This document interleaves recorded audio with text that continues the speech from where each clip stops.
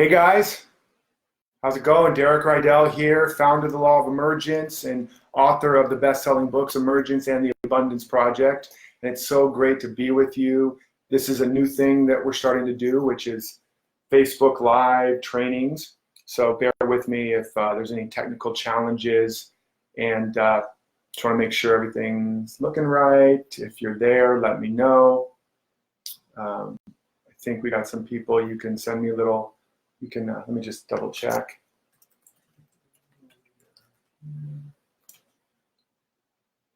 So again, it's great to be with you all. And we're talking today about how to get things done. And that's the nice way of saying it.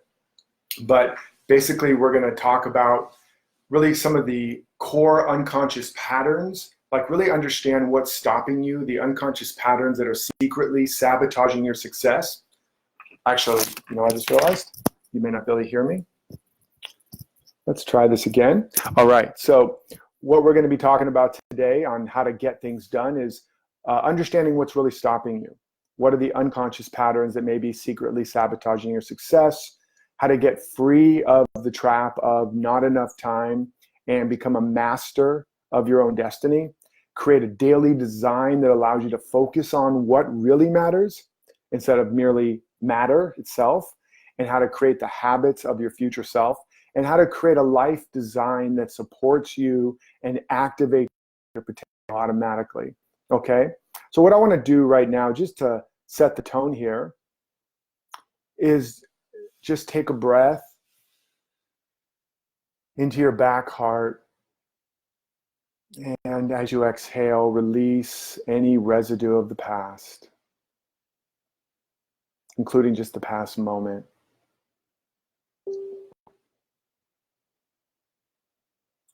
And take another breath into your front heart. And as you exhale, release any concern for future moments, for the future.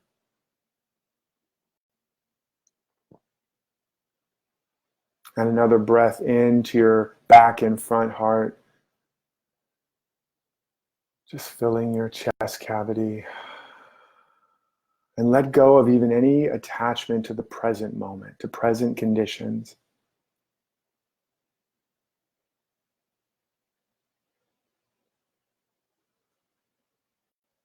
Just letting go of the past, which is memory, the future, which is fantasy, and the present conditions, which are largely imagination. They are coagulated thought forms. Memory plus fantasy creates the imagination, creates the storyline that you then project onto the screen of your experience as your conditions. And then we believe that's life and we react to it, but we're really lost in the play of consciousness. We're lost in the simulation of our mind, reacting to old thoughts, patterns, beliefs, perceptions.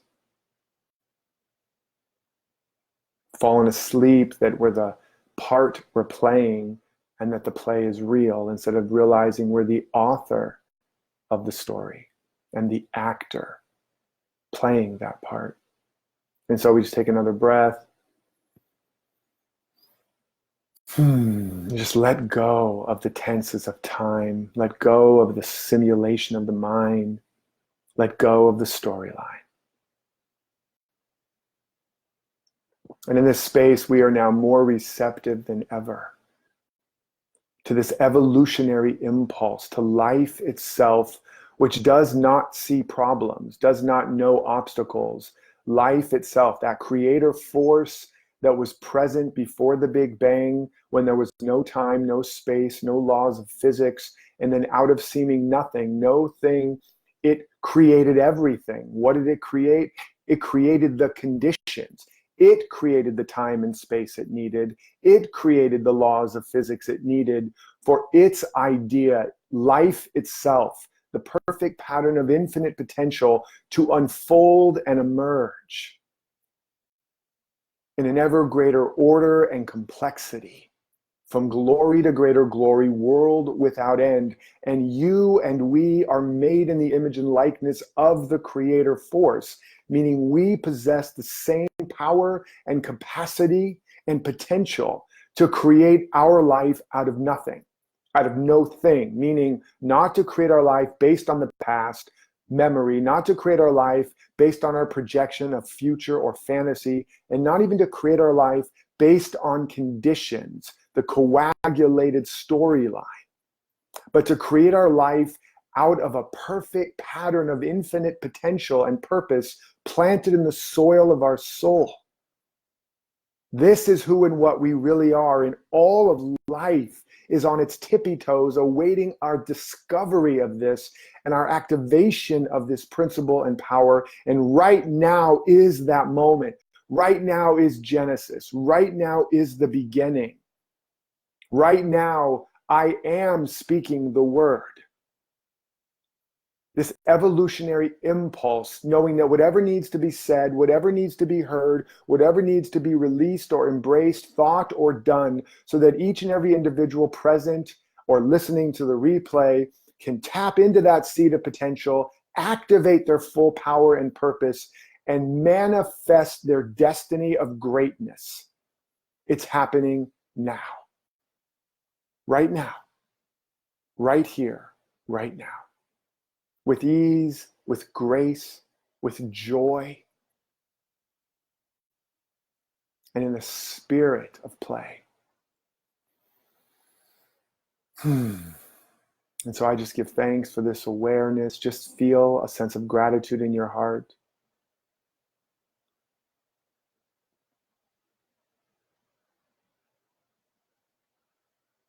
And so it is.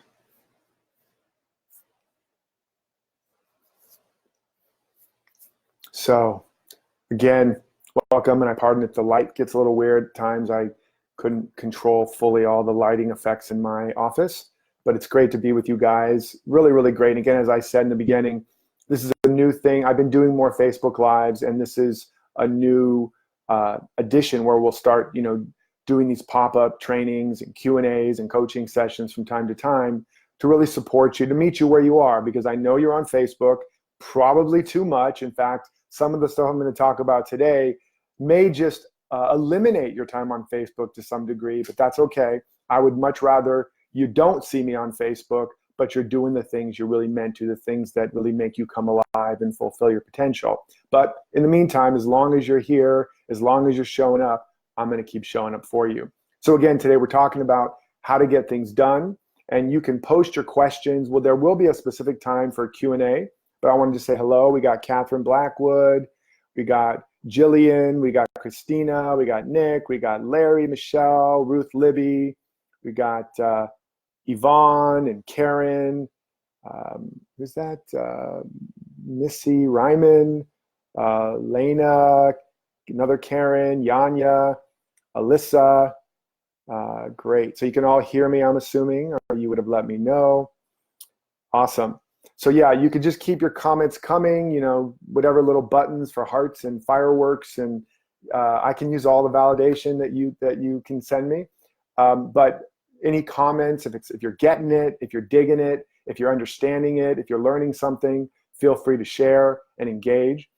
And we want to talk about, and we're going to do a couple of these, so I'm going to touch upon a basic overview and dive into some areas, and then there'll be more down the road to go even further. And it's the perfect timing. There's a wave in consciousness right now where we're letting go of the past, where we're believing that we can put the past to rest or even complete the past and not have to carry it forward. And there's a wave of energy and consciousness where millions and millions, if not billions of people are believing there's the possibility of a brighter day, of a new future, of a better year, of a year where it finally works. This is my year. And that energetic is a frequency and consciousness that you can tap into like a wave, like a surfer. You can ride that wave to the shore of the next iteration of your life. So it's very meaningful to be focusing on this work now. Now, it's meaningful to focus on all the time. All the holidays or holy days or seasonal times of the year, there's an activation happening. If it's the holy days, there's a time to tap into your true source. If it's New Year's, there's a time to tap into the new year, the new you, the greater possibility. If it's your birthday, it's the time to tap into the reason why you appeared here. And every time you practice and dig your roots deep during one of these times, you're not just taking advantage of the wave as it is right now in time and space, but you're creating new channels and neural pathways in you so that you have the capacity to tap into it all the time. You understand? So yes, you can do this work any time of the year, but when you tap into it where the veil is thin like this, you dig deeper, you create deeper wells where you can tap into that life stream that's always available to you under the conditions and under the dirt and of the dust and debris of experience. And so definitely take the time to do this now, but I want you to obviously practice this ongoingly. So the first thing I want to start off with is the obvious thing, like, why do goals, basic goal setting and to-do lists and all that not work? Because a lot of you are doing that right now. You're putting together your goals, you got your to-do lists, and maybe that's something you've already done, and you've got a to-do list that's a mile long, and instead of it inspiring you, every time you look at it, it breathes dread into your heart, and you feel frozen, and before you know it, you're surfing the web and checking your emails and looking at your Instagram followers and seeing if you got any likes on that latest post. And before you know it, the day is blown by and you're like, what have I done? You've been busy, but you haven't gotten any real business done, right? So what's really going on there? And there's a lot going on, but I want to touch upon a few things. The first reason why the goals that you're creating don't work, they don't really motivate you, is that they're not congruent, okay? They're often coming from fear, from a place of lack, from some limited map of reality or self-concept. They're being driven by unconscious shadows and these unconscious maps of reality, right? There's still a degree to which, and this is typical and normal for human consciousness, where your goals are coming from a place of that you're lacking, that you're not already there, that you don't already have it. They're coming from a place of need and want, and which means you don't have it, right? And at first that might motivate you. The desire to get what you don't have can motivate you, but eventually it burns you out, right? Eventually it builds up residue and resentment and frustration and overwhelm and pain because the frequency is lack. That's why it says to he or she who is wrong in mind, meaning they're coming from a place of lack, limitation, not enough, I'm not enough, you're not enough, we're not enough, I don't have enough. And they're driven. The person who is wrong in mind can do all the right things, but it'll still turn out wrong. Whereas the person who is right in mind, they can do even the wrong things, and it will ultimately turn out right. Because every time you go to achieve your tasks and your goals from a place of, I don't have it yet, I'm not there yet, it's an affirmation and a validation that you don't have it and you're not there, right? Seems obvious, but it increases, it feeds the frequency of, I don't have it, I'm not it, I'm not there yet. So you're building up your inventory, you're building up the emotional, psychological, energetic musculature of, I don't have it, I'm not it yet, I'm not there yet. And even if you're doing the right things, and that's why you might manifest a bigger paycheck, but just find yourself broke at a higher income bracket.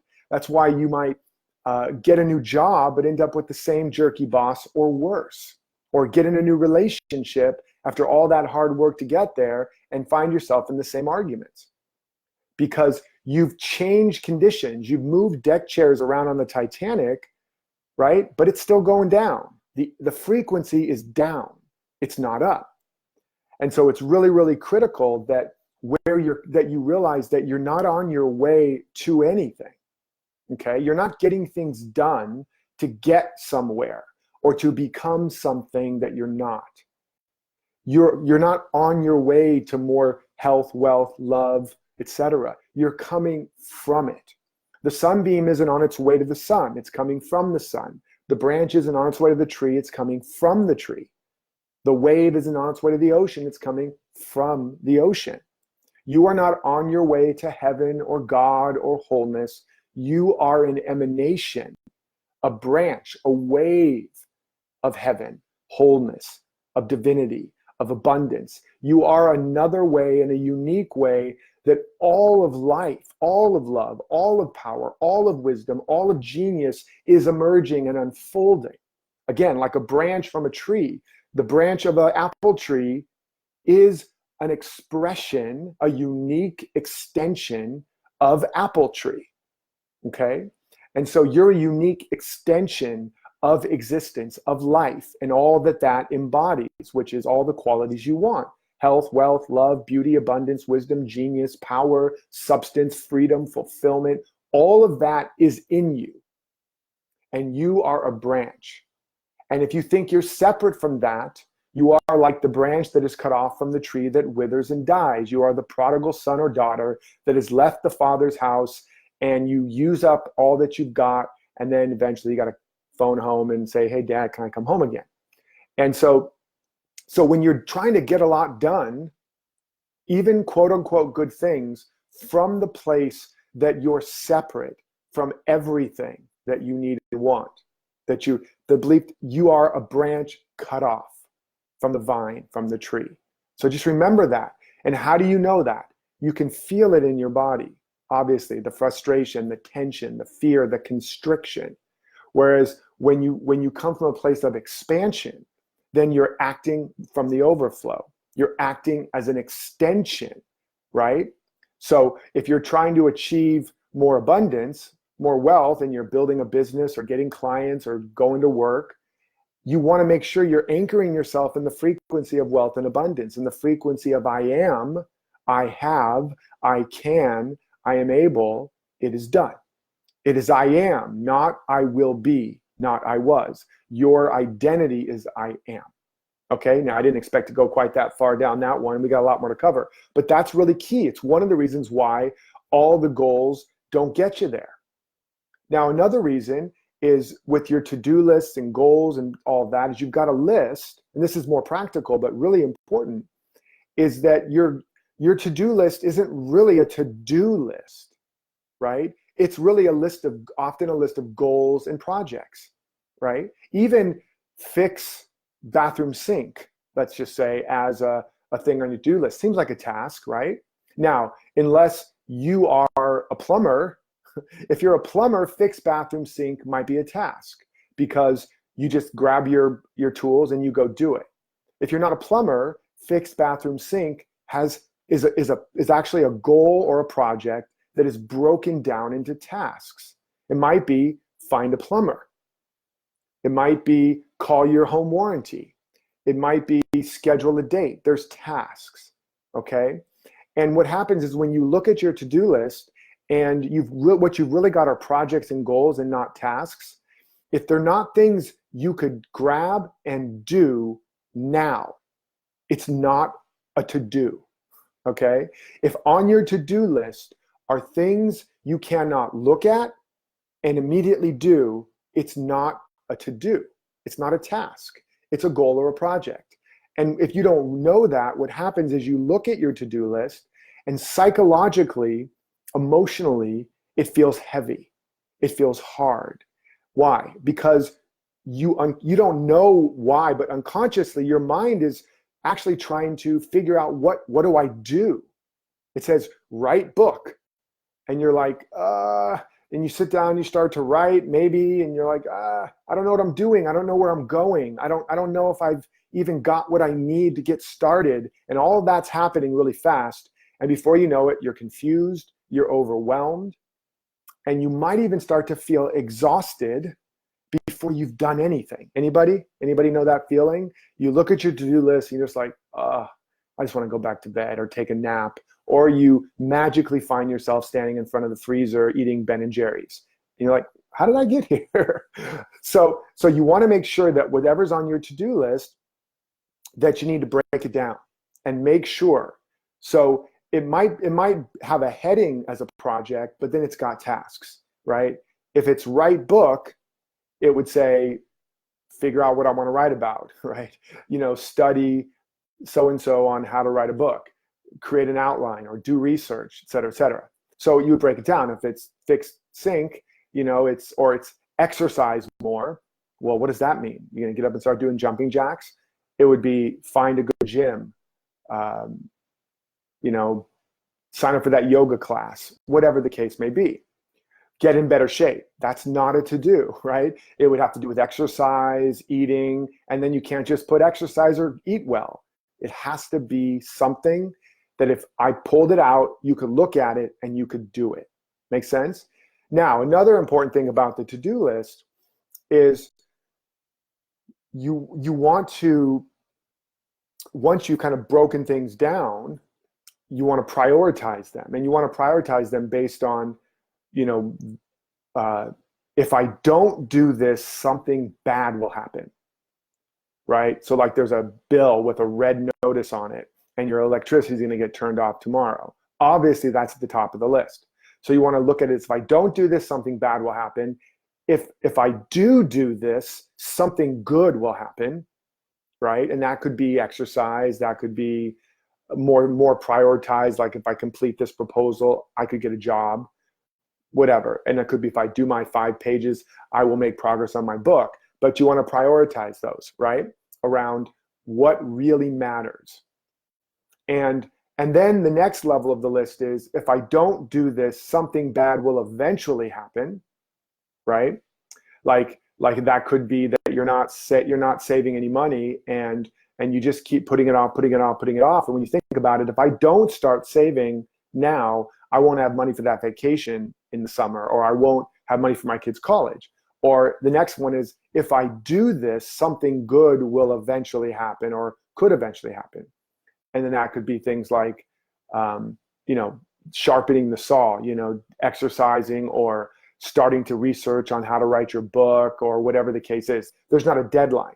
And eventually, as you do this, it flips, where you're not putting out fires. You're not putting a lot of attention on, if I don't do this, something bad will happen. If you have a lot of those, that is showing you that the second category has not had much attention, right? The category of, if I don't do this, something will eventually bad happen, or if I do this, something eventually will good happen. If you find yourself missing out on opportunities or putting out fires, you've been in survival mode too long. You haven't understood how to organize your life, organize your to-dos, organize your tasks, so that you actually get those things done, right? So you ultimately want to have what is important but not urgent at the top of the list. And then what is urgent and important. And after that, there is what is urgent and not important, and that's everybody else's agendas, and you want to try to get out of those. And what is not urgent and not important. That's just mindless surfing of the internet, mindless binging of Netflix, mindlessly eating Ben and Jerry's. That's kind of the order of things, right? So what is important but not urgent ultimately will be at the top. And we're going to get to how to design that. I'm just laying out the framework. What is important but not urgent ultimately is how you want to be living most of your day. Number 2 is what is important and urgent. And then number 3, you want to begin to eliminate what is urgent but not important. Like all those Facebook things and responding to your friends and your email inbox that's filled with everybody else's agenda that feels so important, or so urgent rather, but it's really not important. That's the stuff you want to begin to eliminate. And then ultimately, what is not important and not urgent. Just the mindless surfing, distractions, addictions, compulsive behaviors. Okay, so that gives you a little bit of a framework on how to begin to look at your most basic practical stuff. And I wanted to give you guys some very immediate practical things, especially for those of you that only have a few minutes to hop on, you're going to hop back off. But also that this is, I'm going to go deeper into this and tell you how to actually do this, how to really design a life that really is congruent with this emerging potential, as we talked about in that opening prayer. Now, the other thing is, once you have those tasks, and you guys have heard me say this if you've been listening a lot, and I really can't stress it enough, that just having a list of tasks, even if you've broken them all down, even if they're important and not urgent, especially if they're really important but not urgent, you must turn them into a plan. right? Goals without a plan is a fantasy. And it's extremely important if you want to organize your life around what matters most, because what matters most won't just poof show up in your life. You won't always naturally be motivated, make the time for, prioritize what matters most. And that's why you have to absolutely make sure you make a real plan for it. And then a plan without a calendar is wishful thinking. If it's not structured into your life on your calendar, and I know scheduling for some of you is a 4-letter word, whereas for some of you, not scheduling is a 4-letter word, and you're just busy, busy, busy, and mostly not doing what matters most. And then those of you that are not scheduling are also not doing what matters most. They both ultimately end up in the same result: depression, anxiety, burnout, and not getting things done that truly matter, that truly move the needle, and that are truly congruent to your deepest potential and purpose. So you have to break your goals, your vision down into goals, your goals down into tasks. Your to-do list has your tasks. Oh, one other thing, once you know that, then, and you've created those priorities, then you only want your to-do list on any daily basis to have the tasks that are structured for that day. Okay? And there's a couple reasons for this. One is if you look at that list and it's got a million things, again, you're going to get overwhelmed. You're going to be projecting into the future, and you're going to tire yourself out before you get started, even if they're tasks. So you only want the tasks of the day. That way this is all that matters. You know you've done the work. You've got your tasks that you know lead to your goals, that you know lead to your vision, which that's the work you have to do to have alignment. And then you have your tasks structured in priorities as a plan. So you know these will lead to something tomorrow and the next day and the next week and the next month. So you don't have to worry about that. You don't have to put energy into the future anymore. This is critical. All of your energy is now because you've done the work of planning. And then it's only for today, right? So you can relax. You can surrender to the day's work. Take no thought for tomorrow, Jesus said, for the problems of today are sufficient unto themselves. Okay? He's basically given us some of the first tips of planning, right? And one other thing is, once you have those tasks for today on your to-do list, it's also valuable, if it's like on a piece of paper, to flip that paper around, and on the back, just have the one task. Let me see, just the one task that allows you to focus on what's now. Because you can't really effectively do multiple things now, okay? I mean, there's multiple processes going on unconsciously, but what's now? So if it's like, write 5 pages of my book, meditate, exercise, call Julie about this proposal. Well, if I'm looking at all that, I'm going to start thinking about the proposal for Julie. I might be thinking about what I want to do at the gym, what I want for lunch. And even unconsciously, my energy is getting pulled there. But if all I see on the other side of that is write 5 pages of book, I open up my computer, nothing else exists in the world but write 5 pages. Now, all of my potential, all of my energy can go shoo. Just like in nature, the seed, nature doesn't try to grow the acorn into the full oak on day one. It's only growing this much. That's its whole task. And then on day 2, it's only growing that much. It's not trying to grow this, right? And that's why all of life is pouring into that seed. It's necessary. If it tried to grow all of this, there wouldn't be enough circuitry within that seed for the amount of energy required to do that. And if it could get in there, it would just burn the seed up. And so it can only allow so much at that structure level, at that capacity level. So if you are trying to bring in too much, opening yourself to too much too fast, you can burn yourself out, and there won't be enough energy sufficient to the task at hand. Okay, so you have that one task. Okay, and so you have to break it down, have your priorities, and then you have the plan, It's on your schedule. Now you can relax and you can show up to the one thing. In Zen, they call it taking the one seat. In the Bible, it says, if thine eye is single, your whole body will be full of light. Throughout all of teachings, ancient history, time, immemorial, it's always talking about the power of singular focus. Whether it's in meditation, whether it's in sitting before someone and giving your full attention, whether it's taking time to give yourself your full attention or a task. To whatever degree you can take the one seat, have singular attention, the level of productivity, the level of creativity, the level of receptivity and inspiration, and your capacity to be a channel of pure power and wisdom and truth just amplifies. And that's how you get more done. You don't get more done by trying to do a bunch of things at once. You don't get more done by trying to think about a bunch of things while you're doing something else, right? You don't have an effective conversation with somebody by trying to think 3 steps ahead and win the argument before you've even heard what they're saying to you right now. Excuse me. And you don't get your book done by worrying and wondering about the whole book while you're focused on page 1. You get more done when you have single-eyed attention, okay? And they've even shown that multitasking literally and statistically can diminish your productivity by as much as 40%. Think about that, 40%. So over 100 days of you living and creating and operating, you've lost, wait for it, 40 of those days. Stop multitasking.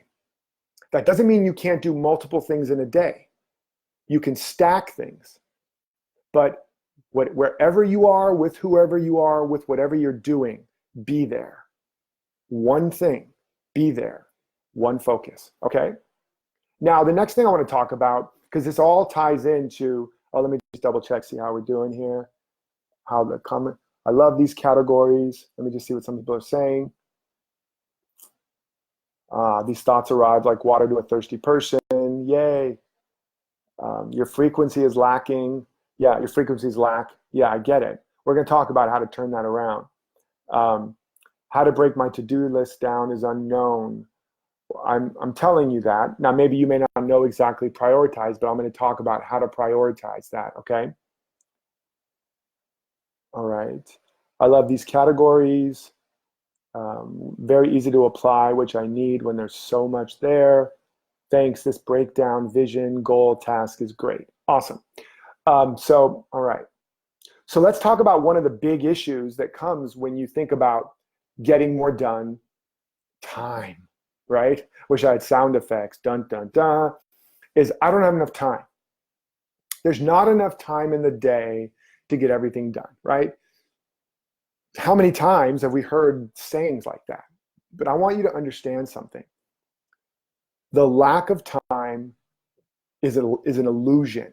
It's a lie, okay? And I want to recall you back to that moment I said in the prayer about before the Big Bang, there was no time.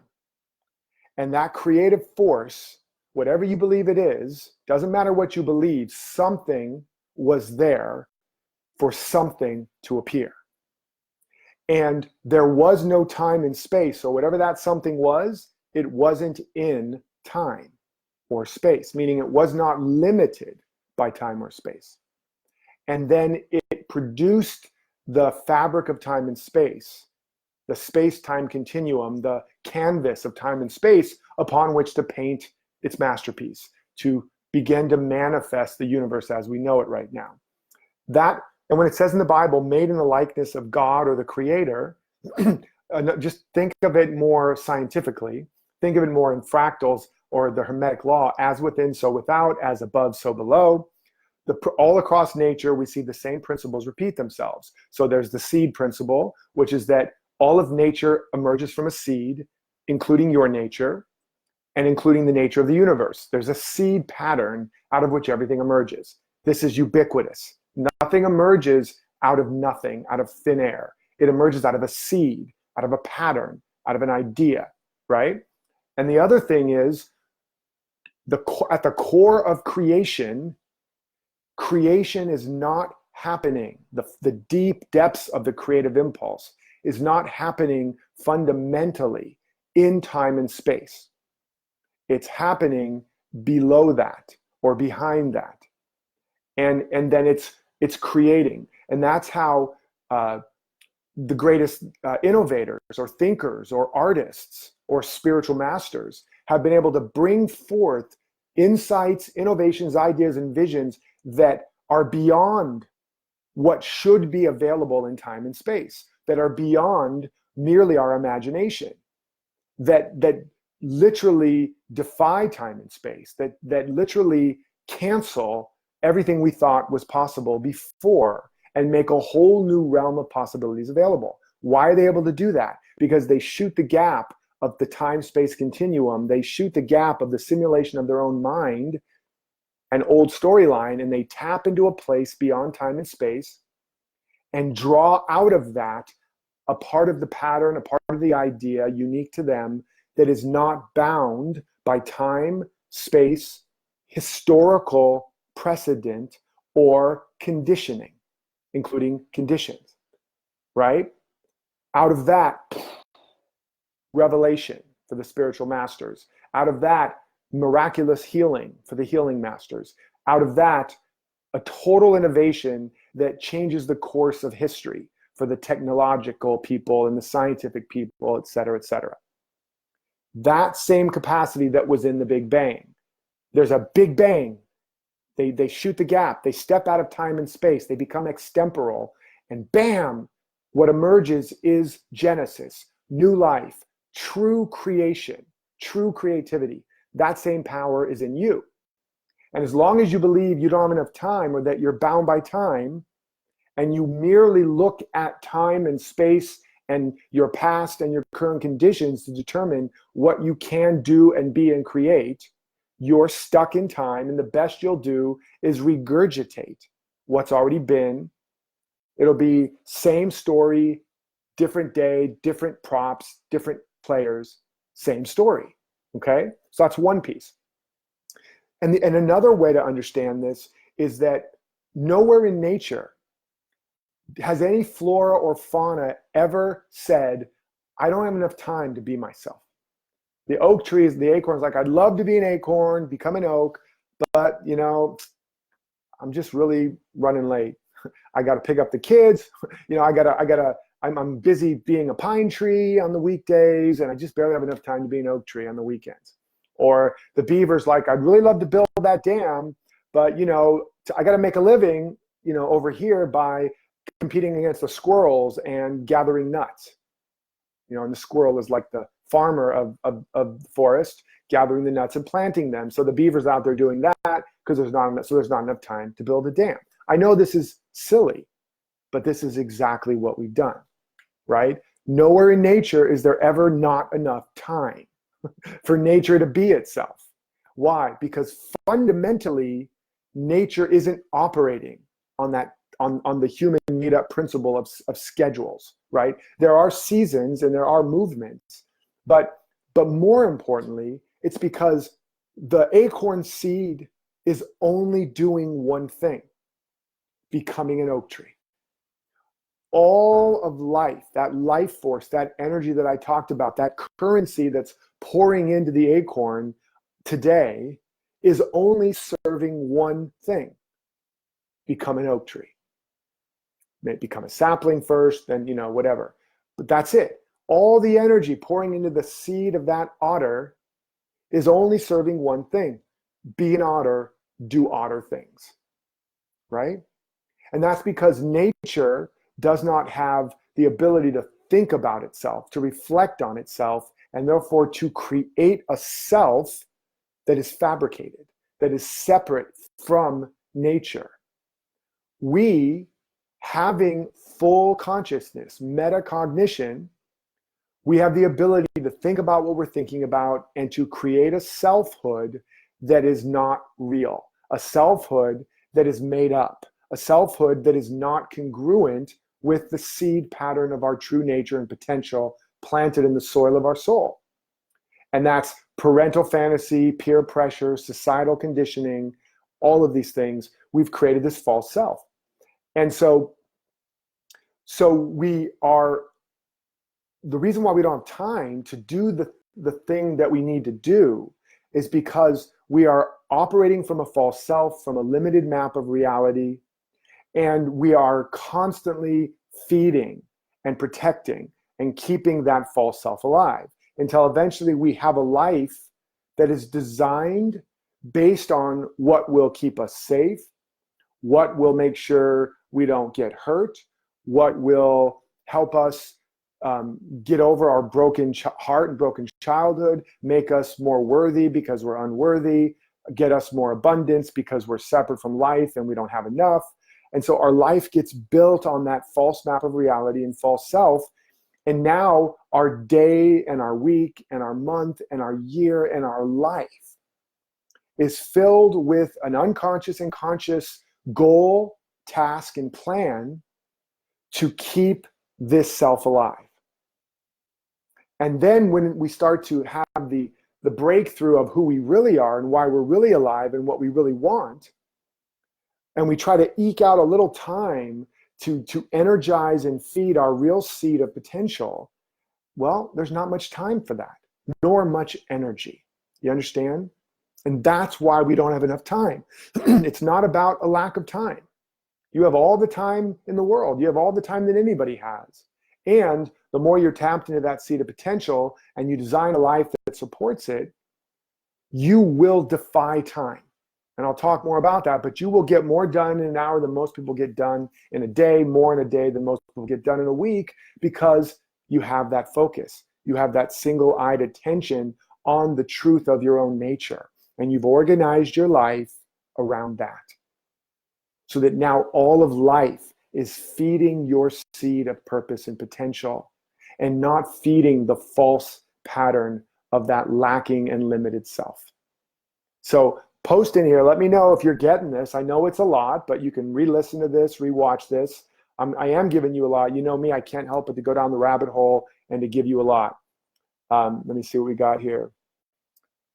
Yes, you'll be able to watch and review that.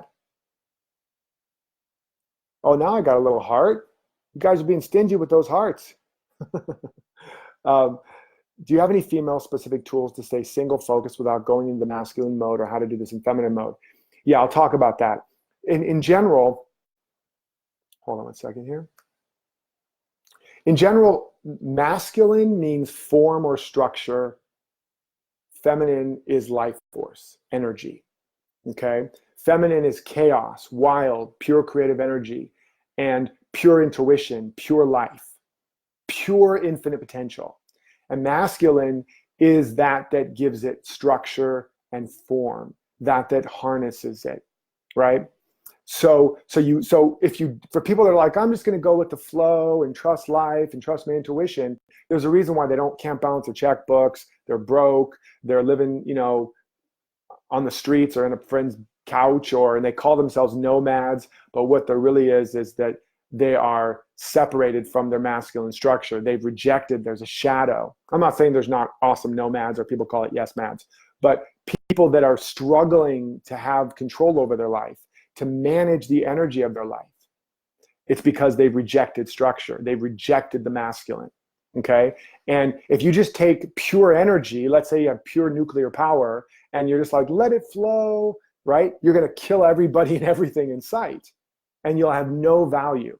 But if you harness that with the right structure, that same life force that could kill everything will give life to everything, will light up the city. Okay. So you got to think of it that way. So the intuition, the creative impulse, the creative energy, the aliveness, life itself, that is always infinite and inexhaustible and uncontrollable, you must ultimately serve that first. And that's what I'm saying when I talk about we're serving the structures. We're serving the structures that make us feel safe. We're serving the structures that are comfortable and convenient. We're serving the structures of what society says is right. We're serving the structures of what our parents say, what our spouses say, what our kids are okay with. All of that is the false worship of the masculine. And we built a society which is built on the wounded masculine, meaning the masculine being worshipped and the feminine being oppressed, repressed, or secondarily, meaning life being oppressed, meaning that pure juice, that pure essence, right? We worship matter instead of what matters. So we have to serve what matters first. We have to serve our truth first. And then we figure out how to build the structure that supports it. We can't just serve our truth. You can't just be a painter unless you're Jackson Pollock maybe, but even though I'd say there's structure there, and just go, I'm creative, and just splatter paint all over the place and call it art, right? You want that energy, you want that passion, you want that freedom, but then you learn craft and structure and you put it on something to some extent, and then together, the deep meaning and life force with the appropriate structure that harnesses it, that doesn't repress it or compromise it, but allows it, its essence, its meaning to be expressed together, that is an art that functions as it should be. You can't just speak a bunch of words with passion and think you're going to be communicating. When you know how to communicate in the proper principles, it's structured as a form that actually communicates the deeper meaning in a way that another person can receive. If you want to run a business and grow yourself in the world, you can't just go out there and do a bunch of stuff. You have to have a structure that harnesses the passion and the vision and the mission and the energy, but is in a form that it can grow iteratively without destroying the structure, burning you out, or just spilling all over the place, et cetera, et cetera. You get it? So when I'm giving you all these structural things in the beginning, I started off there, but we're going to go a little deeper now. What time is it here? We're going to go a little deeper now. This is going, I guess this will go a bit long, but I hope you guys are okay with that. We're going to go a bit deeper so we can begin to get to the feminine, or to the deeper meaning, and how to organize our life around serving at the temple of the divine feminine, which means serving at the temple of spirit, serving life. But worshiping the masculine in terms of the absolute necessity of the proper structures and form that give function to our deepest meaning and allow us to manifest it in a way that makes an impact, makes a difference, and is sustainable in the world. That's a mouthful. And again, it's really a whole other workshop, but somebody asked it and it certainly connects here. So hopefully that speaks to you and serves you.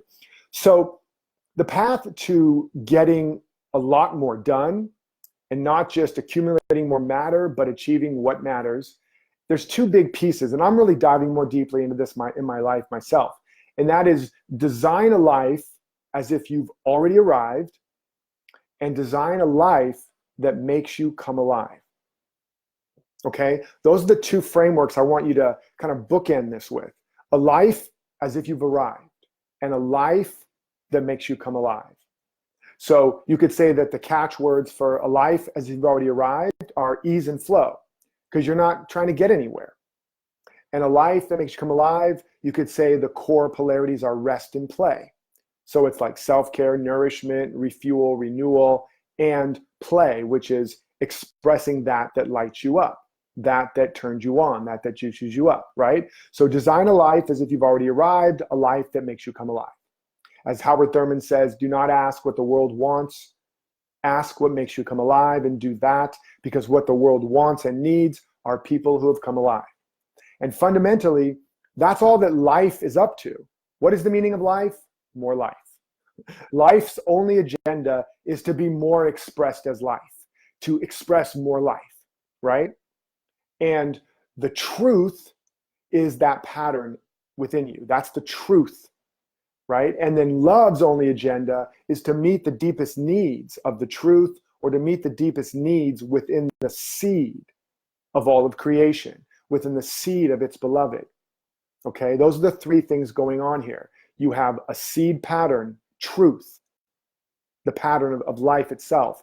Then you have life that comes alive more as that pattern is expressed, right? Like the little rose seed How does life get to be more alive? It's not more alive just by zapping that seed with infinite life force. It experiences itself more alive as that seed pattern of life itself emerges and blooms. The more it blooms and emerges, the more life experiences its aliveness. It's self-evident.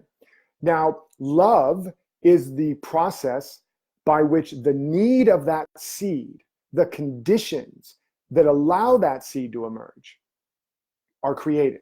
So when you're loving yourself, you are creating the conditions that are congruent to the seed of your being so that more life can move through it and life can be experienced as more fully alive as your life blossoming as that seed, right? That's called self-love.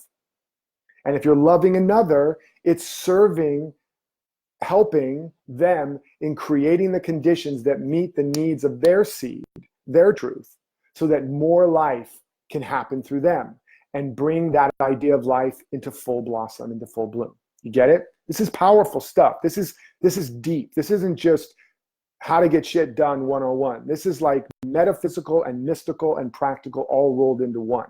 So I hope you're taking notes. I hope you're feeling this with me, that you're picking up what I'm putting down. It's critical. It's simple. It's elegant. And now I want to talk a little bit about how to do it practically, right? So the aliveness, whatever makes you come alive, that's a signal of alignment. Aliveness is a signal of alignment, right? What are you aligned with? Your true nature. That pattern, that seed pattern planted in the soil of your soul. Why is the signal of that aliveness? Because when you're aligned with that pattern, life can flow through it and manifest. In other words, more of you can become manifest, right? And so the signal of aliveness is the sign of alignment. Alignment with the seed pattern of your true nature and potential, which also means alignment with the pattern of life itself. You don't have to look outside. Again, that's why Howard Thurman said, don't ask what the world wants. You don't look outside and say, what does the world want in order to get you alive? No, it's an inside job. You have to find out what you want. You have to find out what your seed pattern is. You have to find out what lights you up, turns you on. That's the role of mastering your sovereignty, your sovereign connection with source. And every little place where you're going, is it okay? What does she think? What does he think? What do they think? What will happen? And let me modulate who I'm going to be and what I'm going to do. That's where you cut off yourself from your seed pattern. That's where you cut yourself off from life. That's where you start to stagnate and there's less aliveness. Another word for aliveness is circulation. You cut off the circulation. Wherever there is little to no circulation, there is stagnation, there is death. There is a swamp where nothing will grow. There is a branch where nothing is growing and they cut the branch off, they prune it. But where there's more circulation, there's more aliveness, there's more green, there's more growth, and life just keeps pouring. There's more aliveness, there's more abundance of everything that you are activating, okay? So you start by designing a life as if you've already arrived, which is the process of beginning to release the coping mechanisms you've created that are based on those false maps, right? And I won't be able to go into all of this right now, but fundamentally speaking, if you're driven to, in other words, if you want to write your book or whatever, and you're telling yourself, I can't start writing it now because I have to work a regular job, or I can't start writing it until my kids go to school or come back from school or leave to college, or my husband is on vacation or is off of vacation because he's bothering me, whatever it is. That's the kind of the language we tell ourselves. There's all of these conditions and contingencies, right?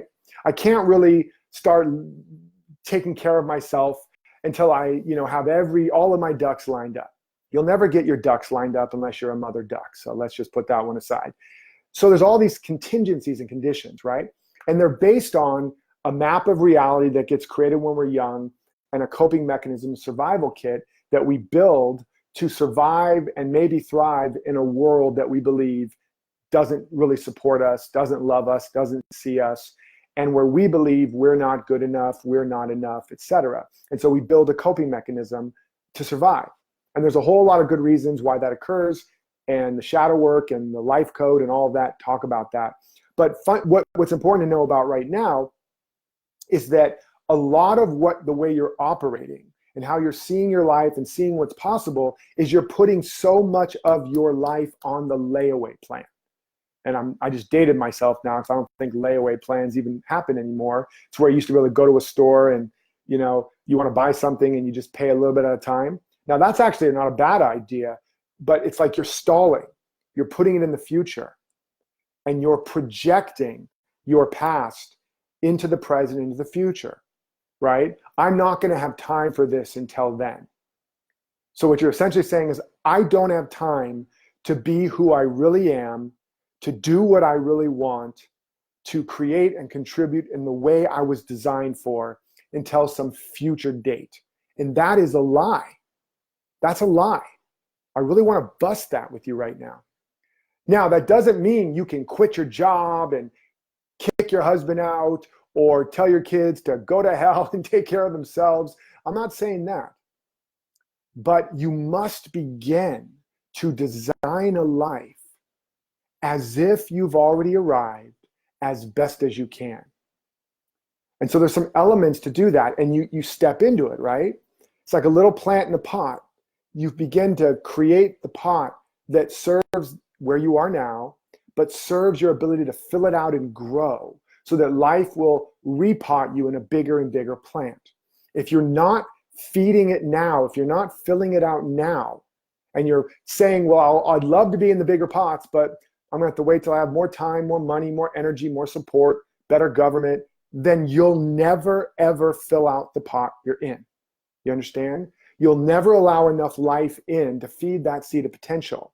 And you might be busy as all get out, but you'll be getting nothing of substance done.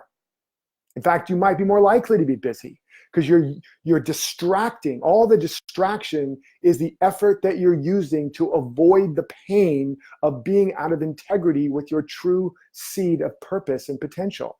Did you hear that one? All the busyness, all the compulsive activity, all the distraction is the effort your ego is making to keep you looking away from, keep you unaware of the pain and the stagnation you're feeling from living a life that's out of alignment with your seed purpose and potential, your true self. And that's why it becomes compulsive and even addictive. And you have to stuff food in you to push the feeling down. You have to distract yourself with more stuff on the media to not see what your heart is really telling you or your mind is really showing you what you really want. Because if you see it, you're going to have to be it. And then you're going to have to deal with really making a change, okay? So you can never get enough of what you're not really hungry for. And so that's what's happening when we're all busy or we numb ourselves out, all of that. So you have to design a life as if you've already arrived. And hold on one second, let me just check and see, make sure you guys are following me. I'm definitely lots downloading and I want to make sure that you're still with me. Great stuff. This is exactly the topic I've been meditating on. Terrific. Working right now on my best year blueprint. Oh, that's awesome. And your explanation makes full sense. By the way, for those of you that still want to get the special on best year blueprint, just go to bestyearblueprint.com/special. Hopefully that's still available. If not, it's just bestyearblueprint.com. Otherwise, bestyearblueprint.com/special. Now, I'm not here to sell you anything, but that's a great program that will allow you to put a lot of these pieces together, okay? Great. Awesome. Yes, sir, clear. Let's see. Design a life of this as if you've arrived. That's right, Jillian. And design a life that makes you come alive. Great, you guys are doing awesome. Okay, so design a life as if you've already arrived. You just want to think about, first of all, what is the life you really truly want? Okay, and I know that seems simplistic, And we're going to go a little further, but what is the life you want? It's getting hot in here. I'm sweating. I forgot to turn on the air. What is the life that you really want? What is the way you would really be living? Who is the person you want to be? Okay? What is the life you really want? What is the contribution you really want to make? If life was truly for you, who would you be? What would you do? How would you create, contribute? Who would you be? How would you show up? I really want you guys, this is not a rhetorical question. I want you to work with me, or I want you to be thinking about this, taking some notes. If you really were supported, if I was a genie that could grant you the life of your dreams, what would it be? What would you want to create? What would you want to do? What are the people, places, objects, and activities that you'd want to spend more time with? And who would you want to be? Right? What's the quality of the character? What would you want to be doing on a daily basis? So think about that vision now.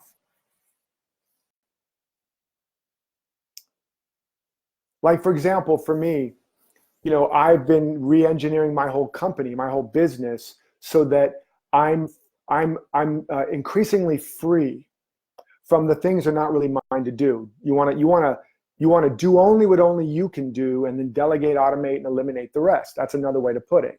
Do only what only you can do, which is saying do only what is your true nature, your true seed, and delegate, automate, and eliminate the rest.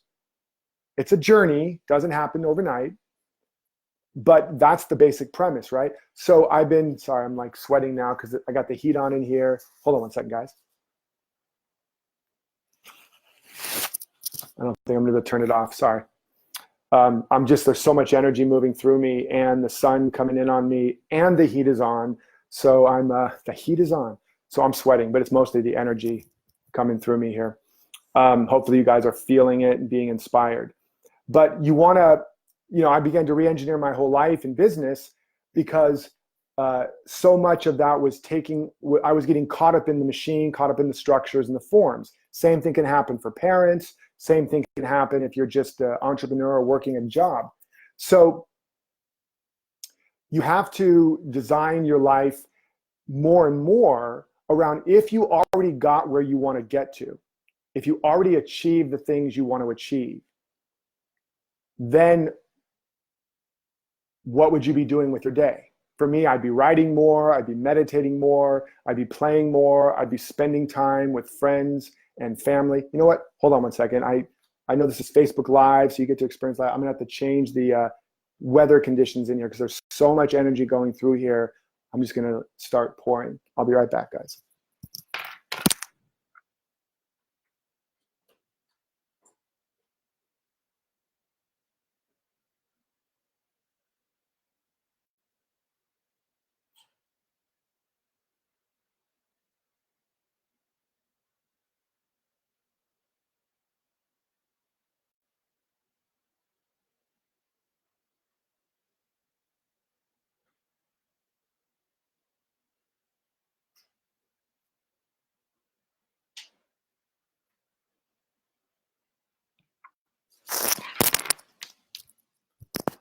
It's like live TV. All right. So that's basically the way to think about it. And so I didn't wait for the time for me to have when I could start writing again, or when I could start meditating more, or when I could start spending more time with my kids. I created a design.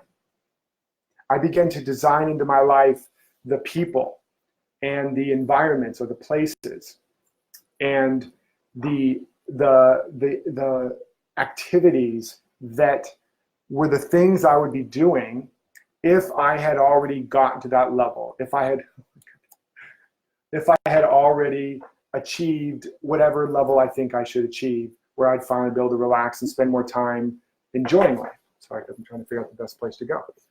So that's that. And as I began to do that, as I made that commitment first, then what happened was new energy began to circulate and new ideas began to percolate.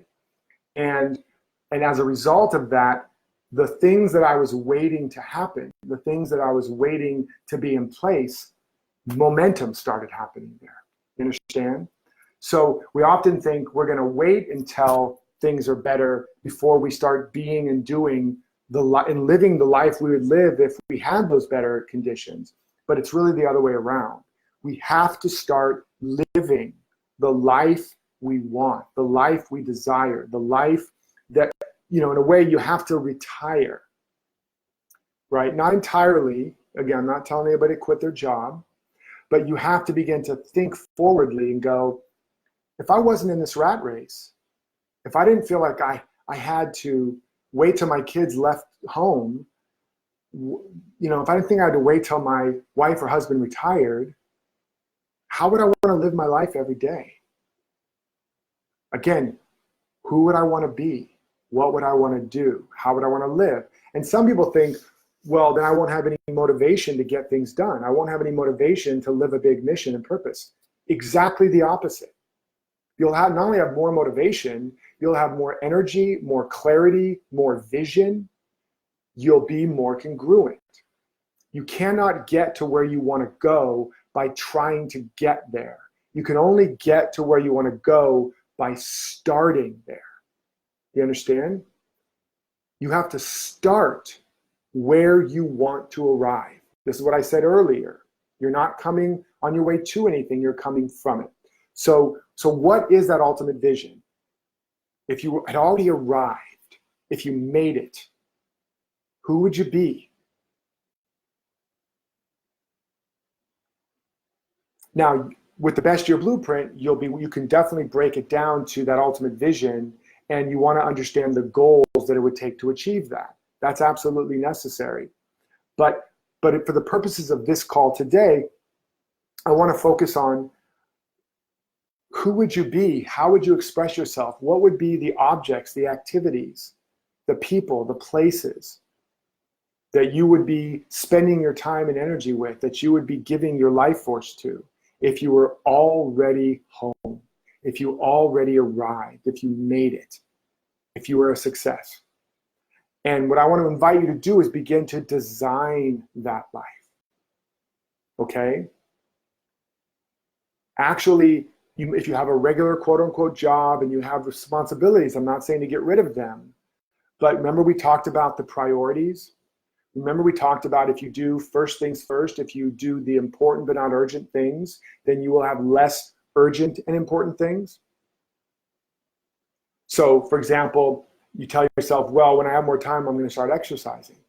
And you keep not having more time because you're the creator of your time, not anything outside of you. You keep putting it off, and then you get sick, or you're weak, or whatever, or you're not stretched enough and you tear a muscle or you hurt yourself. And suddenly now, not only can you not work out and exercise, but now you've even caused more problems.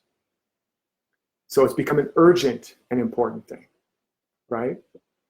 So, or you say, I'm going to write my book when I have more time, and you keep not doing it, and then you get sick, or your parent gets sick, or something else happens, and now you definitely can't do it, and you're in crisis mode for the next year or more, and then you never do it again. So it's important to know you have to invest in that seed of potential, in that truth, in design an actual life. If you have to work 9 to 5, then what can you do before you go to work? What can you do on your lunch break? What can you do after work? Make a real plan. What can you do on the weekends? And there's a lot you can also do at work. I'm going to talk more about that on the next training, about how to layer in your emerging character so that you become congruent and aligned and alive no matter what your conditions are.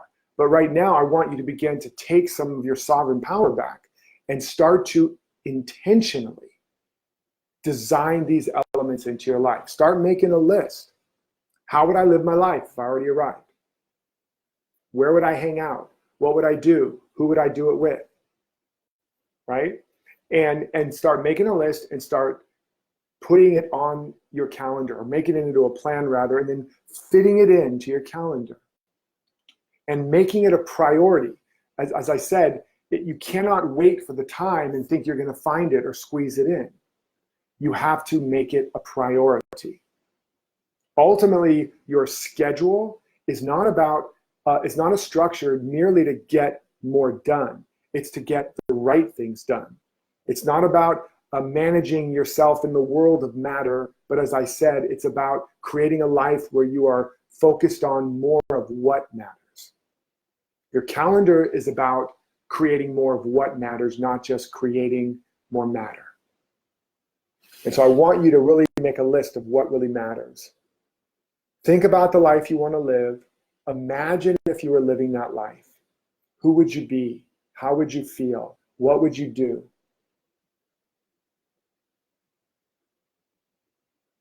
And begin to make a list of that. And then begin to make a plan for that. And then and begin to put that on your calendar. You know, maybe 3 times a week you connect with a friend, or once a week you go out dancing, or you meditate every day, or you write a few pages every day on your book, or you put X amount of time on your business, a side business, while you still have to work your job. Now, you might be going, what does all this have to do with me getting more done, Derek? I've still got a job, I've still got kids. As I said before, when you're just trying to get things done and more things done, but they're not congruent with who you really are, and or you're coming from a place of it's not happening, then you create busyness. And even if you manage to muscle yourself into a bigger paycheck, you're broke at a higher impact or income level, or a better job, you just have the same jerky boss, it doesn't work and it's not sustainable. But when you start dialing in more and more of the things that now, as we get to the things that make you come alive, because they're the things that you're made of. Understand that your ultimate vision is not something you make up. It's what you're made of. And as you are doing more of what you're made of, as you are expressing more of what you're made of, the joy, the love, the bliss, the ecstasy. Now, it's hard to just express those qualities, but there are activities and environments and relationships and ways that if you're doing more of those, you know what the signal is that you're doing the right thing? Remember? That you come alive. Now, another way to say that is that you activate some of the constituent qualities of life. You feel in love. You feel joyful. You feel peaceful. You feel inspired. You feel empowered. You feel expanded. These are all signals on the dashboard of that you are coming into alignment with your true nature, with your true seed pattern. So you want to begin to design a life with the people, places, objects, and activities that activate those qualities of aliveness.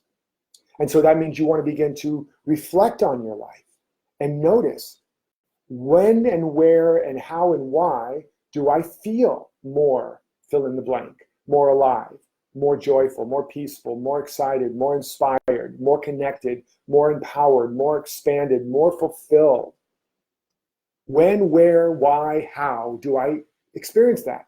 Now you want to be a researcher and notice, that's what it is. Put that into your design as much as you can. And then that activates more life force. That allows you to be more of a clear channel for life and your potential. And now more life circulates through you. And as more life circulates through you, because you're a little more aligned, another bud breaks through, right? And now because another bud breaks through, and that might show up as a new insight, a new opportunity. You complete something, you meet someone, and that little bud now, life is flowing through it. And that starts to grow. But you have to start coming into more alignment so that more life can circulate through you. And you do that by designing the life. First of all, as a thought experiment, the life you'd be living as if you already arrived. And then designing into that the things that make you come alive. Okay? So again, obviously I can't teach you an entire workshop here, but I hope you're getting it. And if you just get a few of these pieces and you just do a few of these, remember, all that seed needs is a little bit of watering every day, a little bit of sunlight every day, a little bit of weeding every day. And then poof, another little shoot comes up, and then a little blossom appears. And then now life has more to work with. Life has more to flow through. You understand? And the other thing is, you know how when you're about to go on a vacation, all of a sudden you get 3 weeks work done in 3 days, right? It's called Parkinson's law. And why is that? Where did all that capacity come from? It came from your vacation opens you to a sense of aliveness, play, pleasure, renewal, adventure. The why of it is connected to your seed, and it allows you to feel excited about it. That is, if it's a vacation you're excited about. If it's going to see the in-laws, and then you might end up, getting negative 3 weeks work done in 3 days. By the time you go on vacation, you might have 6 weeks work to do. But when it's something you're looking forward to, it opens you up. It opens up your capacity. More life is flowing through you. You have that single-eyed attention and focus that I talked about, and then whoosh, suddenly you're like, bam, bam, bam, bam, bam, bam, bam, inbox 0, signed, sealed, and delivered, proposal done, boom, right? Well, as you start to design a life where it's not just when you go on vacation that you're aligned with your aliveness, but it's every day you have something to look forward to. You have that call with your friend, you have that date with your beloved, you have that exercise, that book writing, you have that weekend in Napa, whatever it is. Suddenly now that design activates Parkinson's law all the time. And now your days are full. And it also begins to feed and meet the deeper needs of all of those unconscious shadows and patterns that are really little children crying out that never got their needs met, little parts of you. Now they're not sabotaging you. They're not rebelling. They're all on the team now because they know they're going to get an ice cream cone after you do your homework. They know they're going to get to play at the park after you finish that proposal, et cetera, et cetera. And suddenly you're just like, boom, boom, boom, boom, boom. You're just jamming through your day. You're full of energy. At the end of the day, you feel used, but you feel more alive. There's a deep, rich feeling. That's what we're going for, okay? Just imagine what would be possible if you designed a life as if you arrived. If you designed a life where there were all these little mini vacations, these mini celebrations, these mini adventures, these mini creative explorations built into your day, your week, your month, your year, you would just be flourishing. Life would just keep claiming more space and more territory through you and for you. You would just be lit up all the time. And then your capacity, like a coil in a light bulb is static, it can't grow, but your coil gets bigger and stronger, and you're able to carry more light, more light, more light, and then life keeps putting you in bigger and bigger positions to shine your light because you have the capacity to shine more brightly, okay? So let's do a quick recap here, and then I'll open it up some specific questions and go through that. I hope you guys are digging this. I'm digging doing it. Sorry for that little brief interlude where I felt like I was in a sweatbox, but I'm doing much better now. Turn the air on. So a little recap is you want to get clear on your core vision, your goals, and if you want to really learn how to unpack that, I mean, in a deep, deep, deep dive way, you can go to bestyearblueprint.com/special, and or you can just do it on your own. You want to get clear on who you'd be if you were living that. What would be your habits of thinking, feeling, being, and doing? You want to create a real plan where you've mapped out the steps to achieving those goals and projects, not a to-do list full of projects and goals, but broken down into tasks. And then you want to break those tasks down into a plan.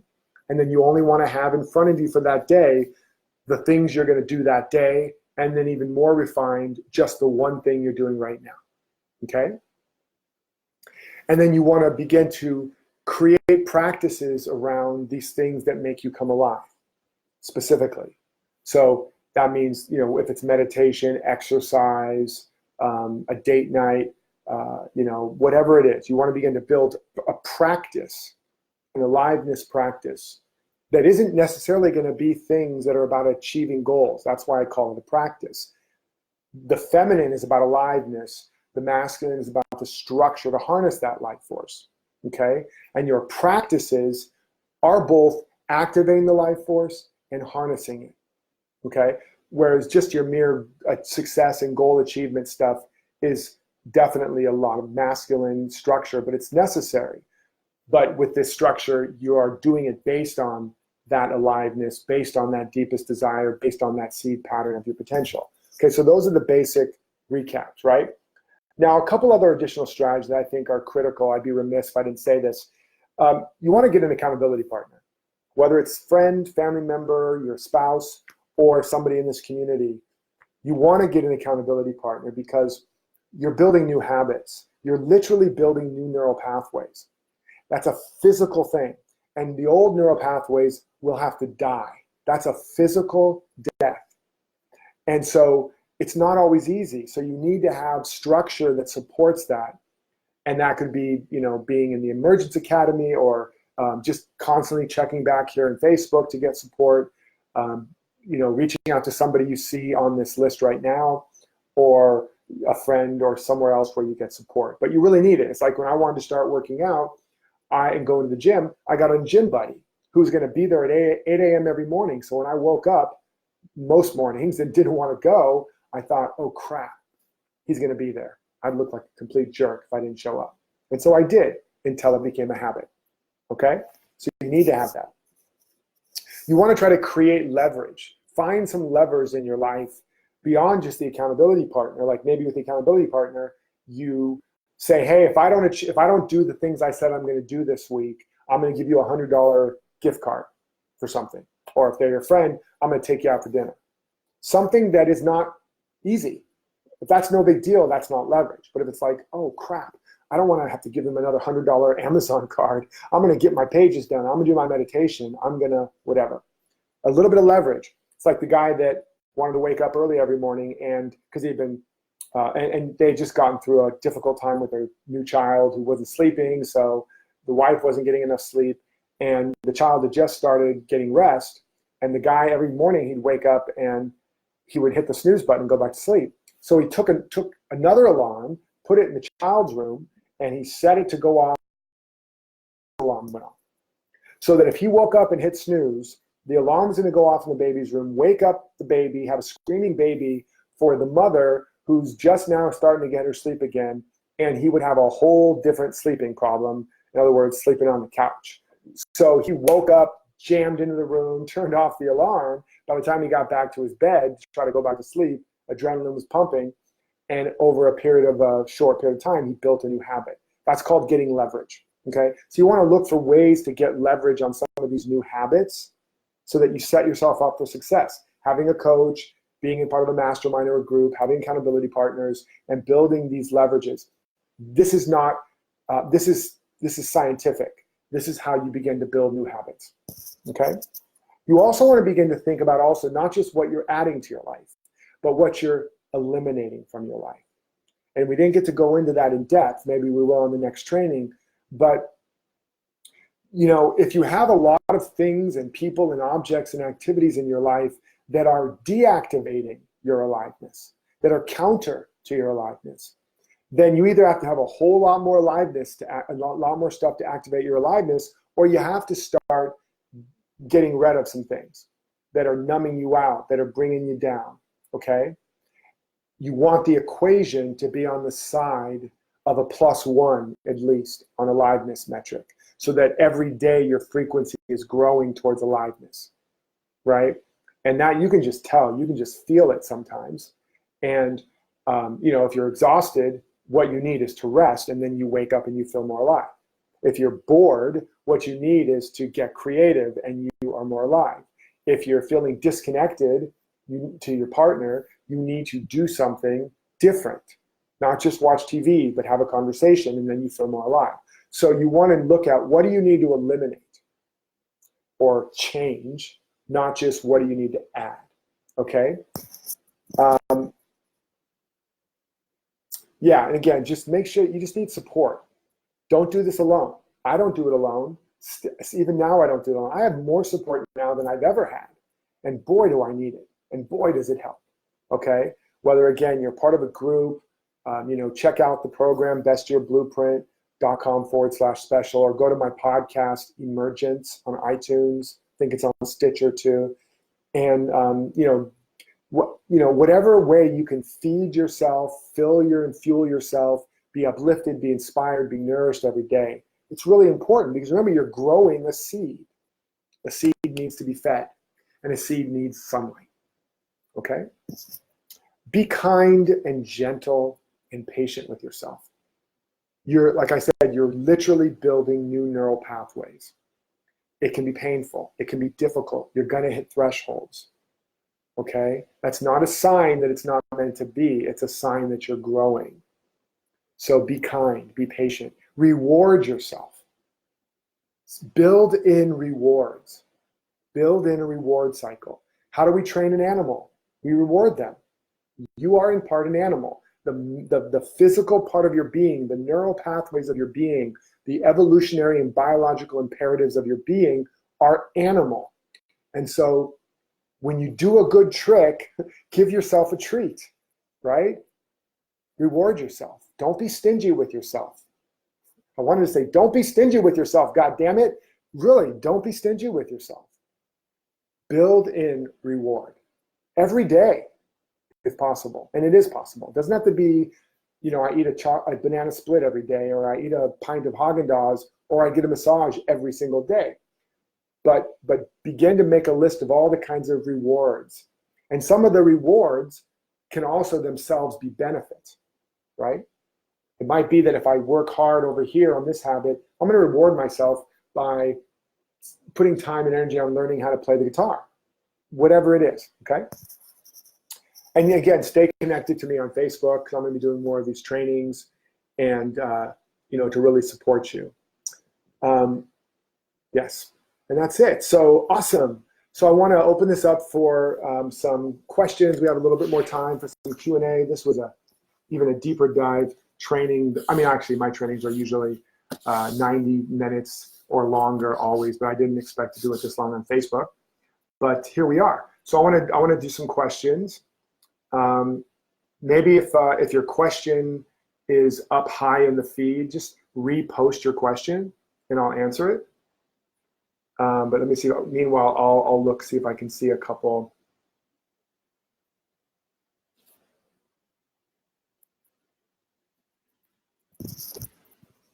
Oh, shoot. Are you guys having a hard time hearing my I might have had the wrong.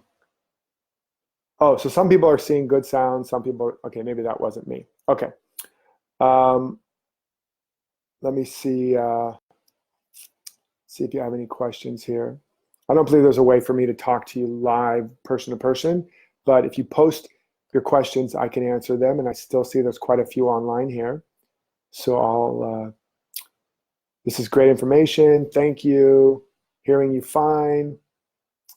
Yes, just any questions or confusion, or your biggest takeaways from this session.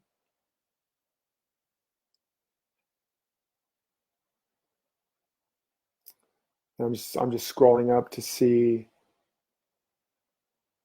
So Karen said, I've been aligned with the seed source in the past, but now have seemed to have lost the connection. So I think I spoke to that. I gave you a lot of ways to reconnect to that. Working on the best year blueprint. Hey, Luke. Awesome, my brother. Love your stuff. Love you back. Let's see here.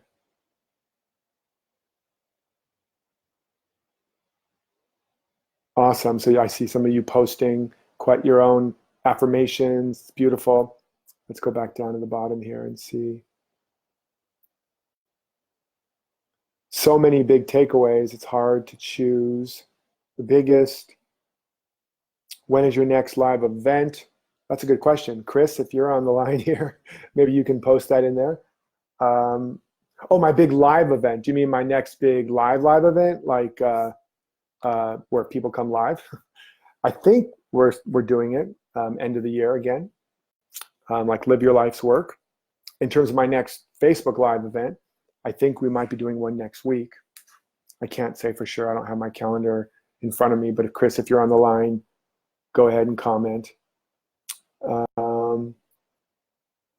So Charles is saying, worried about a new business and relying on a friend to help.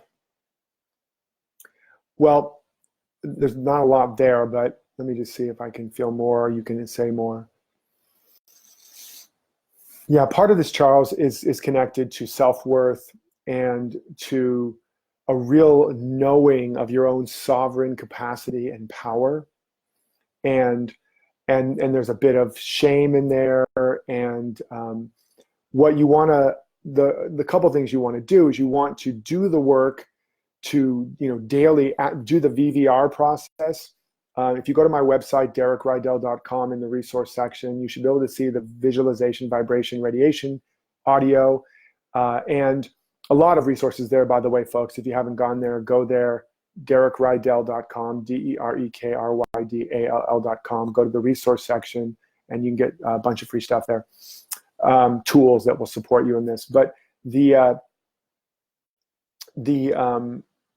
VVR will help you to begin to activate the frequency and the feeling tone of the visionary vibration as if it's already done. And it's not exactly the same as just visualization, although visualization is good, except when it's used from the idea that I'm not there yet and I'm going to visualize all this stuff to get there or to make it happen.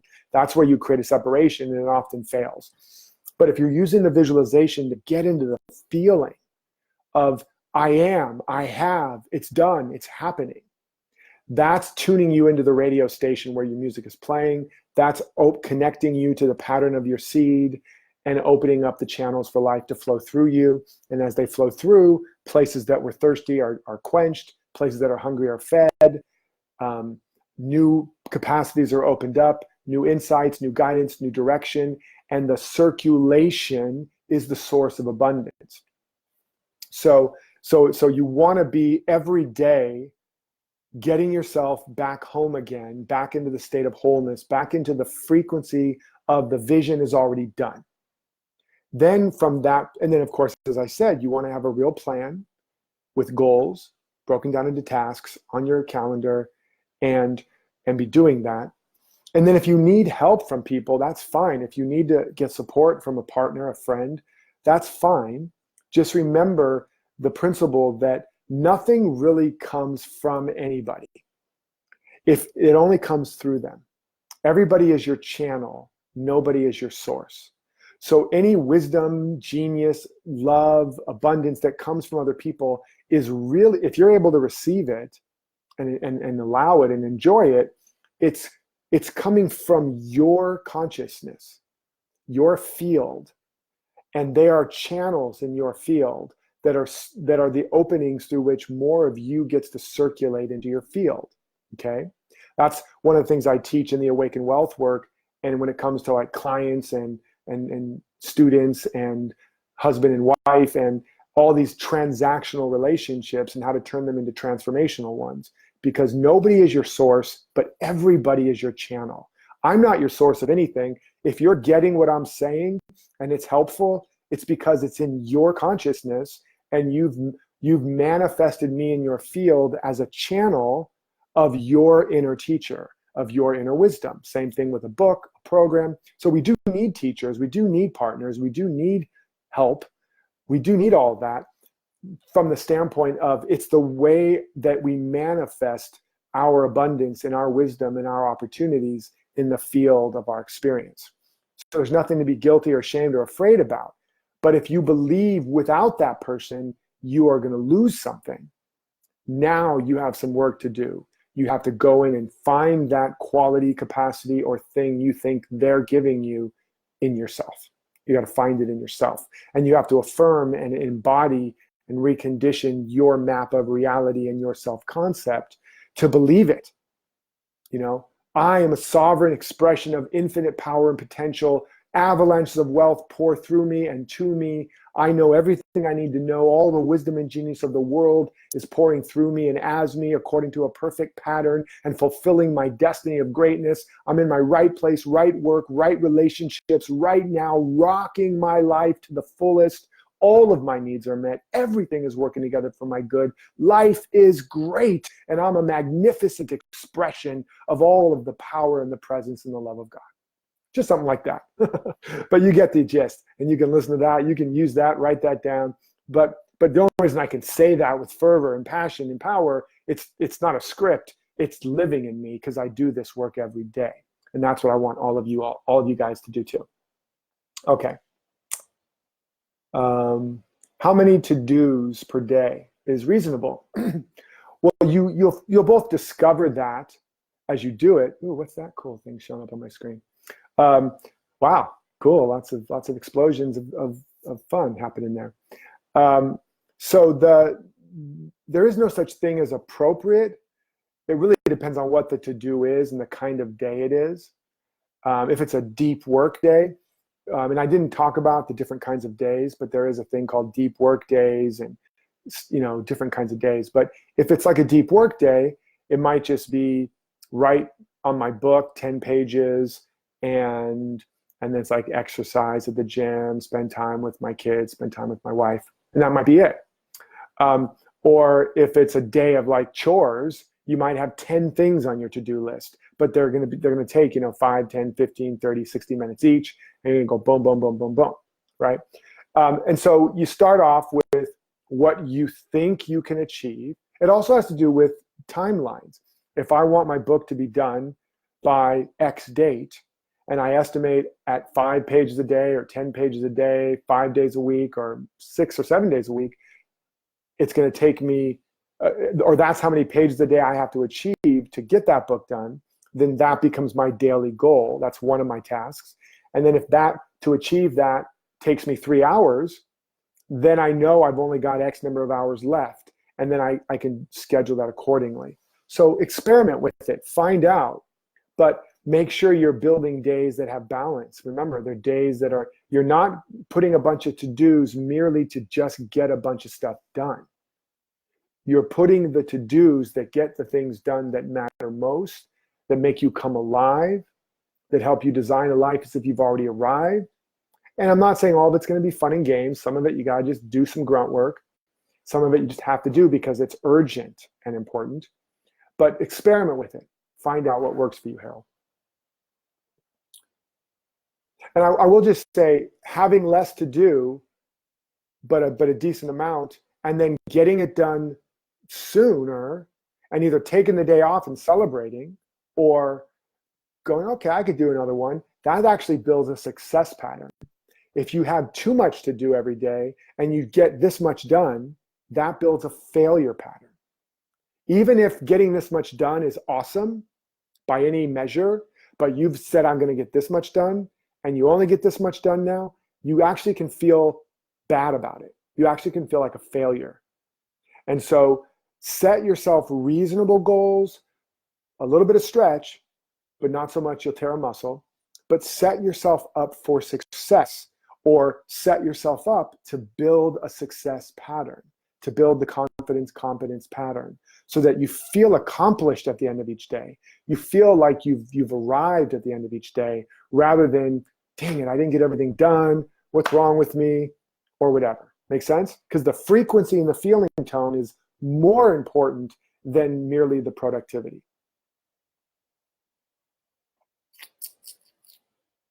What if he flakes, accept, and move on? Oh, you're asking about your business partner. It's Charles again. Yeah. Well, I don't know. I don't know what your agreement is. If you have an agreement with somebody, you hold them accountable to the agreement. You don't attack them or judge them, but you hold them accountable because that's in integrity for you. And you see if there's a way to negotiate the agreement and to get the needs met. And if they flake, literally meaning they break their word. And if you don't have clear agreements around things that matter and are important, you want to definitely start there, because you're setting yourself up for failure, betrayal, to be lied, cheated, stolen from, betrayed. But all of that is really happening inside of you because you're not making clear agreements. You're not asking for what you really want, what you need, and making sure you establish a contract, an agreement, even with your spouse, even with your kids, even with whoever you're in a relationship with. At some level, there has to be some established criteria to know how you're operating, who's doing what, and what we're up to here. And if you don't know, then those agreements will, by definition, at some point be broken or trespassed or not fulfilled. And then if you do have agreements and they break them and they flake, you absolutely forgive them and you love them and you wish them well, but you don't get into business with them again, right? And you know, this is a thing about our whole life. We want to live and be in relationships that are willing to be at the level of integrity that we're in. And if people aren't willing, we still love them. We still know the truth about them. We know the absolute potential in them, but it's like the woman that's doing all this work and she's growing and her husband won't do it with him. And finally he says, what? If I don't do the work, you won't love me? And she says, of course I'll love you. I'll always love you. I'll miss you, but I'll love you, right? So you want to build your life ultimately like that. Otherwise, you're just giving away your power, giving away your sovereignty, and you're not helping either one of you. Okay.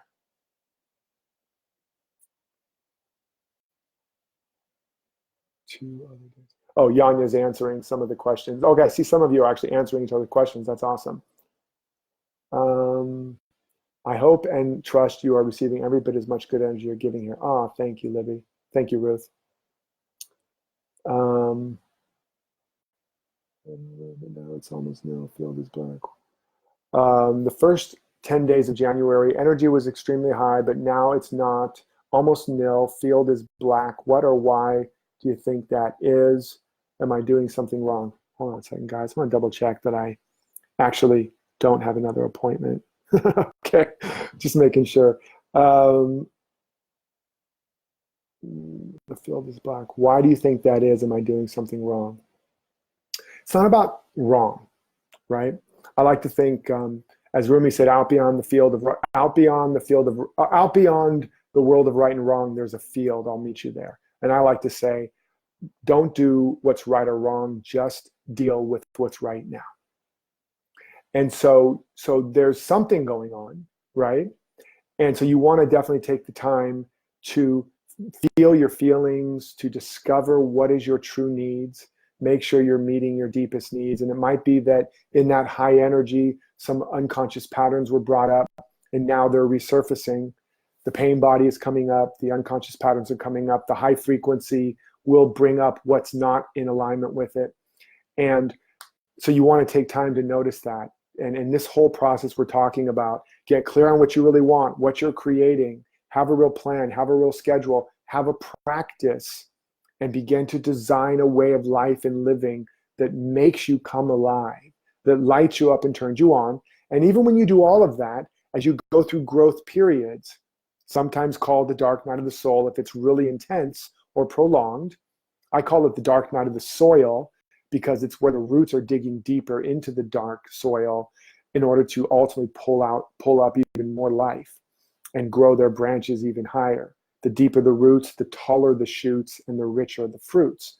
But it's painful. It's uncomfortable. So it's in those periods you learn to hold yourself, to reparent yourself, to love those parts of yourself, to really listen to them, to find out their deeper needs and to meet them. Okay? It's also a time to know the truth, to become a student of truth and to become a practitioner of truth, which means practicing the truth, practicing the presence of God, of truth, doing affirmations as an exercise regimen every day, meditating, visualizing, reading, so that you are building a consciousness that is fertile with seeds of truth.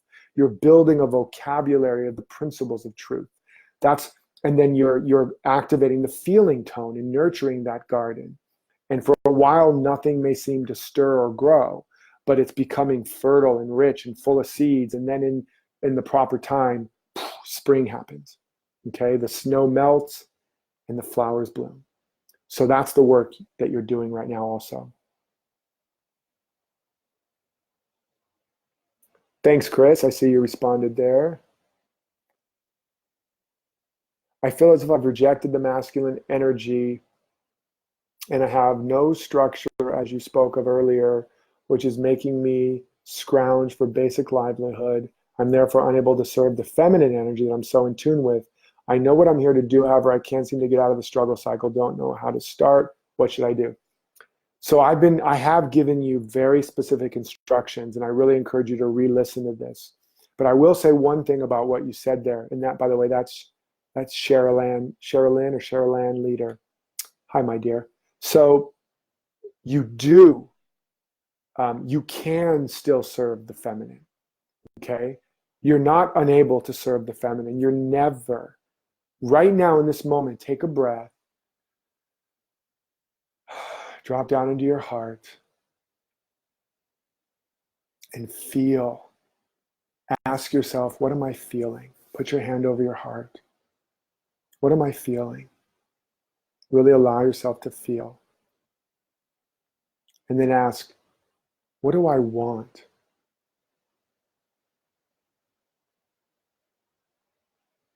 And you might get an image or a picture, and then you can even ask, and what do I need? So the need is the real nugget within the want. It's like, I want $1 million. What do I need? I need to feel abundant. I need to feel supported. I need to feel alive, whatever that is, okay? And then you can even ask, if there was no limits, what would I want or ask for? And what would love grant me? These are the 5 core questions that can begin to bring you back into your feminine, into your heart, into your intuition, into what you truly need, right? It's like what a mother would ask, or what your beloved would ask you. Dear, what do you feel? What do you want, my dear? What do you need? And so now if you have a hard time feeling, it's like numb, or it's just tension in your chest or gut, then you can ask that part of you. You can say, if you had a voice, what would you say? And then that tension in your chest might go, I'm so sad. I miss so-and-so, or I just really want to be writing my book, or I just really want to be doing my work in the world, whatever, right? And then you can even go further and go, okay, so what would that look like if you started doing that right now? And it might say, I would just start getting back to my book. I would just start journaling again about what I want to do. I would do Facebook Lives, whatever it is. All the information is right there within you. But these are some tools that start to open the door of your heart again, the temple of your heart, and get back in touch with that feminine principle and presence, that divine spirit. And and then you can ask, how can I support that? How can I harness that? And then you get back into the structures.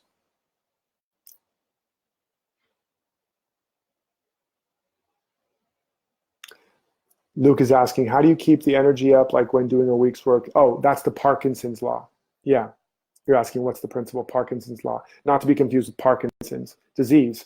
It's just the name of the person that coined it, I believe, Parkinson's. And it's basically, the idea is that work, one of the other ideas behind that is the way they describe it, I add to it, is work tends to fill the amount of time we give it. And so they say under Parkinson's law, when you only have 3 days before your vacation, you get 3 weeks work done, because that's all the time you've got. But there's a lot of examples where you don't have a lot of time and you still don't get much done. Why? It's missing the why. It's missing the value and the meaning of the vacation. It's missing the structure and design of what makes you come alive. And that's the addition I add to it. I'm going to have to jump off here in a minute, just going down here. Thank you, everybody, for your beautiful shares. Ulf is asking, what do you think is the best way to stop your ego distracting you and not getting things done? You can't stop your ego. If you try to stop anything, and I'm not saying you shouldn't stop some things, don't get me wrong, but hear the principle. If I'm trying to stop my ego, it's like when you're trying to quiet your mind. It's like, stop thinking. How's that going to work, right? It's like, don't think of a pink elephant. Don't think of a pink elephant. And then all you can think of is pink elephants. You're just birthing pink elephants everywhere. And so you can't stop the ego that way. You can't stop it from distracting, because then you've actually given it its due. You've given it your attention. You're distracted. You're feeding it. But what you can do is what I'm saying, is design a life where you're putting more of your energy and attention more consistently on what you do want to do, because it's who you really are. And you get the support and the leverage I talked about so that you have the support while you're building those new neural pathways and habits. And it does take a degree of willingness, not so much willfulness, as one of my mentors, Michael Beckwith, says, where there's a will, there's a wall, but where there's willingness, there's a way, right? And so you don't want to muscle yourself into it necessarily. I mean, every once in a while, someone's got to give you just a push to jump, but for the most part, you got to build the right structures. And then you have those habits of like the visualization and the affirmation that build up the circulation of energy. So you have a reserve, right? And in some of the other tools that we teach in more the deeper work, shadow work and all that, clears out some of the clutter and frees you from some of the compulsive behaviors. But once you have that focus more and more, you'll be less distracted. But again, if you have an accountability partner, if you have leverage, when you start to go do something you know that's not going to get that thing done, and then you remember, oh, if I don't get that done, I'm going to have to send a $100 Amazon gift card to my partner. That whatever it is, you're looking for that thing that makes you go, voop. The other thing is you stack more reasons why to get it done, not just why not to get it done. So you again, visualize not just the outcome. If I write that book, I'll be a famous author, but you see all the faces of the people that you've helped. You see the thing that serves your children. You see the way it changes the world. You just stack reason upon reason upon reason in every area of your life. Why should I write this book in terms of my health? Why should I write this book in terms of my wealth? Why should I write this book in terms of my relationships, my family, my children? Why should I write this in terms of the world? And you visualize it, and you see the impact on your health, on your emotions, on your relationships, on your business, on your bank account, on the world, on your children, on your legacy, on your lineage, until eventually there's such an infrastructure of the reasons why, or the root system of the reasons why. And every one of those little roots is pulling up nutrition and power. And at the top is you writing your book or doing your program or exercising or whatever the thing is. And now, even when there's turbulence up here, when there's a forest fire or a drought, or the forest fire is not going to burn you down because you have too much of a root system. The drought's not going to dry you up because you have too much of a root system. The wind and storms aren't going to blow you down because you have too much of a root system. The root system is your seed of purpose is anchored in so many reasons why. Cool? All right. Thank you, thank you, thank you. Service of the feminine within a supporting structure of the masculine is my wholeness. That's absolutely right. That's the dance of the masculine and feminine. Oh, I notice I'm like up so close. I'm like a fishbowl. So good. Yay. Love this. Thank you for your generosity, Derek. You gave me all I need and want to know today. Awesome. Great stuff, everybody. I love you. I appreciate you. Please post this, share it on your Facebook pages, share it with your community if you find value in it, so that not only can they all be sharing the language with you, family, friends, clients, colleagues, but spread the love. Whatever you share, you circulate, and whenever you have more circulation, you create more abundance in your life. So comment on it, share it, rewatch it again, and until next time, first of all, just know how much I love and appreciate you. Live authentically, love unconditionally, and follow your destiny. Take care.